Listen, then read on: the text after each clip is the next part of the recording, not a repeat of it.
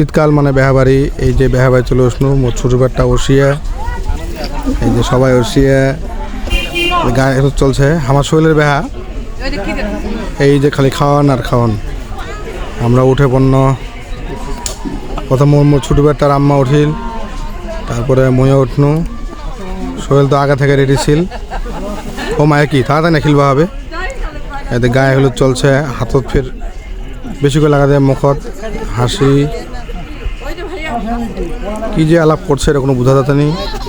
এই বড় মহা গেনু ও ঠিকঠাক করে দিনু, সব তো এলোমেলো। এবার একটু বসনু ভালো করে। এখানে এই যে বসলাম, মাথায় টুপিটা দিলাম, টুপিটা দেওয়ার পরে এই যে ও মায়া কি টুপি নেই, তারপরে হলুদ লাগানোর আগেই যে হাতে লাগাই দিলাম অল্প, আমিও লাগাই নিলাম, কারণ বিয়া তো আমি আর করতে পারবো না। এরপরে খাওয়া দাওয়া চলবে, বরকে একটু বলে খাওয়াতে হবে, এটা নাকি নিয়ম।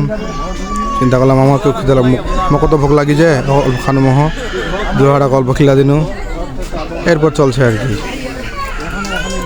হ্যাঁ হ্যাঁ, ছোটো বাবুকে খাওয়া দিনু, বড় বাবুকে খাওয়া দিনু, এবার মহ একটু খানো।